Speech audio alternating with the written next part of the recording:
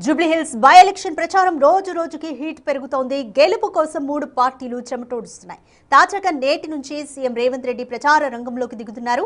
ఇప్పటి వరకు ఖరారైన స్కెడ్యూల్ ప్రకారం ఏకంగా 5 రోజుల పాటు ఆయన జూబ్లీహిల్స్ ఎన్నికల ప్రచారానికి కేటాయించారు.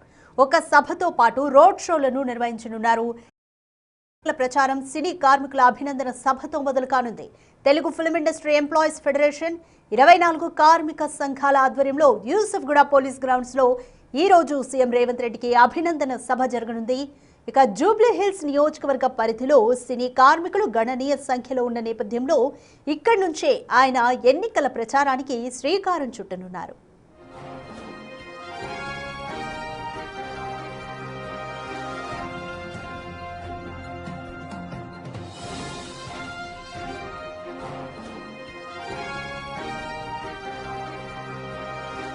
ప్రధాన పార్టీలైన కాంగ్రెస్, బీఆర్ఎస్, బీజేపీ నాయకులు తమ ప్రచారాన్ని ఉధృతం చేశారు. ఇప్పటికే మంత్రులు, కాంగ్రెస్ పార్టీ ఎంపీలు, ఎమ్మెల్యేలు, ఇతర ప్రజాప్రతినిధులు పార్టీ అభ్యర్థి నవీన్ యాదవ్కు మద్దతుగా విస్తృతంగా ప్రచారం నిర్వహిస్తున్నారు.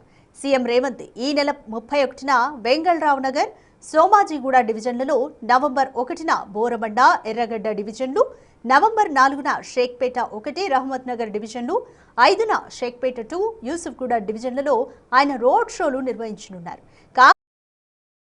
బైక్ ర్యాలీతో ముగించనుంది. ఈ నెల 8, 9వ తేదీల్లో అన్ని డివిజన్లను కవర్ చేస్తూ ఈ బైక్ ర్యాలీ జరగనుంది. దీని ముగింపు కార్యక్రమంలోనూ సీఎం రేవంత్ రెడ్డి పాల్గొనే ఛాన్సెస్ ఉన్నాయని పార్టీ వర్గాలు చెబుతున్నాయి. ప్రచారంలోకి సీఎం రేవంత్ రెడ్డి స్వయంగా దిగడం ద్వారా ప్రచారం పతాక స్థాయికి చేరుకోనుంది. మోర్ డీటెయిల్స్ మా ప్రతినిధి హేమ అందిస్తారు.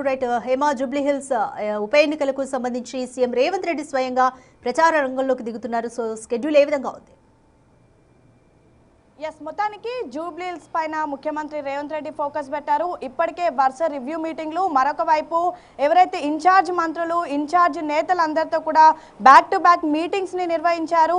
ఇక ఎలా అయినా సరే జూబ్లీహిల్స్ లో కాంగ్రెస్ జెండా ఎగరవేయాలి అంటూ కూడా ప్రస్తుతం ముఖ్యమంత్రి రేవంత్ రెడ్డియే నేరుగా బరిలోకి దిగుతున్నటువంటి పరిస్థితి. ఇందులో భాగంగా ఇప్పటికే ముఖ్యమంత్రి రేవంత్ రెడ్డి షెడ్యూల్ కూడా ఫిక్స్ అయింది.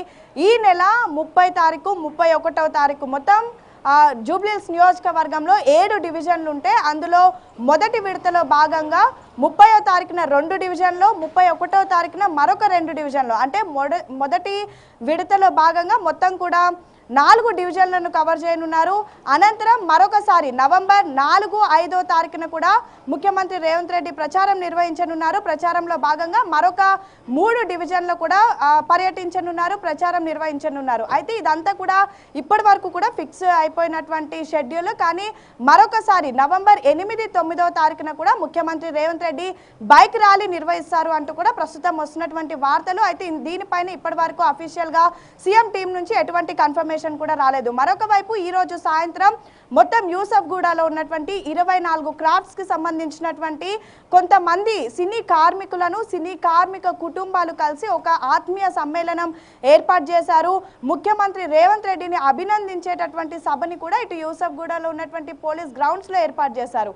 అయితే ఈ కార్యక్రమానికి కూడా ఈరోజు ముఖ్యమంత్రి రేవంత్ రెడ్డి హాజరు అవకాశాలు ఉన్నాయి. ఎందుకంటే ఒకవైపు ఎన్నికల కోడ్ జూబ్లీహిల్స్ నియోజకవర్గంలో నడుస్తూ ఉంది. సో ఈ నేపథ్యంలో ఇలాంటి కార్యక్రమాలకి పాల్గొనకూడదు, అసలు ముఖ్యమంత్రి వెళ్తారా లేదా అనేది మాత్రం ఇంకా ఒక క్లారిటీ రాలేదు. కానీ ఇప్పటికే వేలాది మంది సినీ కార్మికులు ఈరోజు సాయంత్రం ముఖ్యమంత్రి రేవంత్ రెడ్డిని కలిసి తమ ఆనందాన్ని వ్యక్తం చేసే విధంగా ఒక సభను ఏర్పాటు చేసి అందులో ముఖ్యమంత్రి రేవంత్ రెడ్డిని సత్కరించాలి అంటూ కూడా భావిస్తున్నట్టుగా తెలుస్తోంది. సేమ్ టైం కొంతమంది సినీ ప్రముఖులు కూడా ఈ ఏదైతే అభినందన సభ ఉందో ఇందులో పాల్గొనేటటువంటి అవకాశాలు కూడా కనిపిస్తున్నాయి. అయితే ఇప్పటికే రాధిక మనం చూడొచ్చు, గతంలో కూడా ముఖ్యమంత్రి రేవంత్ రెడ్డి ఎప్పుడైతే తెలంగాణ రాష్ట్రంలో కాంగ్రెస్ ఏర్పడిన తర్వాత సినీ కార్మికులకు ఉన్నటువంటి పెద్ద ఎత్తున సమస్యలు ఏవైతే ఉన్నాయో వాటన్నిటిని కూడా తీర్చే ప్రయత్నం చేశారు.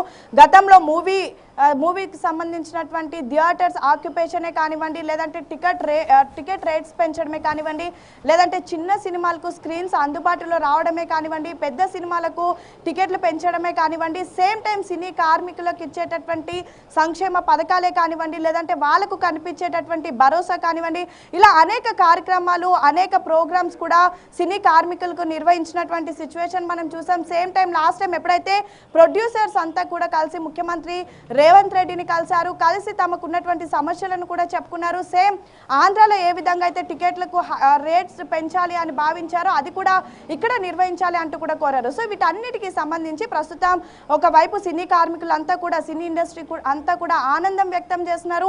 సో ఈ ఆనందానికి సంబంధించి ఈరోజు ఈవినింగ్ ఆత్మీయ సమ్మేళనం కూడా నిర్వహించాలి, అందులో ముఖ్యమంత్రి రేవంత్ రెడ్డిని అభినందించి సత్కరించాలి అంటూ కూడా భావిస్తున్నారు. అయితే ఇదంతా కూడా పోలీస్ గ్రౌండ్ లో నిర్వహించాలని సినీ కార్మికులు భావించినప్పటికీ దీనికి ఇంకా ముఖ్యమంత్రి హాజరు అవుతారా లేదా అనేది అఫీషియల్ షెడ్యూల్ మాత్రం ఇంకా ప్లాన్ కాలేదు. అయితే రాధిక, ఒక్కసారి ముఖ్యమంత్రి రేవంత్ రెడ్డి జూబ్లీహిల్స్ పర్యటన మనం చూస్తే ఇప్పటికే కాంగ్రెస్ అభ్యర్థి నవీన్ యాదవ్ని గెలిపించాలి అంటూ కూడా పెద్ద ఎత్తున మంత్రులు, అదేవిధంగా 40 మంది నియమించబడ్డటువంటి స్టార్ క్యాంపెయినర్లు, మరొక వైపు కీలక నేతలంతా కూడా జూబ్లీహిల్స్ లో పర్యటిస్తున్నారు, ఇంటింటికి తిరుగుతున్నారు, ఏ ఒక్క అవకాశాన్ని కూడా మిస్ చేసుకోవడం లేదు, ఎలా అయినా సరే తమ అభ్యర్థిని గెలిపించాలి అంటూ కూడా కోరుకుంటున్నారు. ప్రతి ఒక్క ఇంటికి వెళ్ళి కూడా ఆ ఇంట్లో ఉన్నటువంటి ఒక లబ్ధిదారుడికి ప్రభుత్వం నుంచి ఎంత పెద్ద మొత్తంలో బెనిఫిట్ అవుతుంది అంటే ఒక సన్న బియ్యం కానివ్వండి, లేదంటే ఒక ఉద్యోగం కానివ్వండి, లేదంటే ప్రతిదీ కూడా అంటే ఒక మహిళ బయటకు వెళ్ళాలన్నా ఫ్రీ బస్ ద్వారా ఎంత డబ్బులు సేవ్ అవుతున్నాయి, ఇవన్నీ కూడా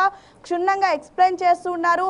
అసలు బీఆర్ఎస్ పార్టీ చేస్తున్నటువంటి ఆరోపణలన్నింటినీ కూడా తిప్పికొడుతూ పెద్ద ఎత్తున ప్రచారం చేస్తున్నటువంటి పరిస్థితి. ఈ రోజు ఉదయం కూడా అటు బోరబండలో కొంతమంది మంత్రులు మిగతా వాళ్ళకి అలాట్ చేసినటువంటి డిఫరెంట్ డివిజన్స్ లో కూడా పర్యటిస్తున్నటువంటి పరిస్థితి. సో ఇలాంటి సందర్భంలో ముఖ్యమంత్రి రేవంత్ రెడ్డి కూడా ప్రచారం చేస్తే ఖచ్చితంగా మరింత మైలేజ్ పెరుగుతుంది అంటూ కూడా భావిస్తున్నారు. ఎందుకంటే ప్రస్తుతం కాంగ్రెస్ పార్టీకి ముఖ్యమంత్రి రేవంత్ రెడ్డికి జూబ్లీహిల్స్ ఉప ఎన్నికలు అనేవి ఒక సవాల్ లాంటివనే చెప్పుకోవచ్చు. ఎందుకంటే ఒకవైపు రాష్ట్రంలో పెద్ద ఎత్తున వ్యతిరేకత ఉంది అనే స్వరం వినిపిస్తున్నటువంటి నేపథ్యంలో ఒకవేళ జూబ్లీహిల్స్ ఉప ఎన్నికల్లో ఓడిపోతే మాత్రం ఖచ్చితంగా ఇది రేవంత్ రెడ్డికి ఒక మైనస్ మార్క్గానే క్రియేట్ అవుతుంది.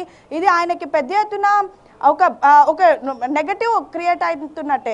And moreover same time పబ్లిక్లో కూడా నెగటివ్ ఇంపాక్ట్ ఉన్నట్టుగా కూడా రుజువయ్యేటటువంటి అవకాశాలు కూడా కనిపిస్తున్నాయి. ప్రతిపక్షాలు పెద్ద ఎత్తున ఆరోపణలు చేస్తున్నారు, 2 ఏళ్లలో కాంగ్రెస్ ప్రభుత్వం చేసింది ఏమీ లేదు, ఖచ్చితంగా ప్రజలు ఓడిస్తారంటూ కూడా చెప్తున్నారు. సో ఇలాంటి సందర్భంలో ఖచ్చితంగా జూబ్లీహిల్స్లో ఎలా అయినా సరే గెలవాలి అని భావిస్తున్నారు. ఇందుకోసమే ముఖ్యమంత్రి రేవంత్ రెడ్డి కూడా బరిలో దిగుతున్నారు.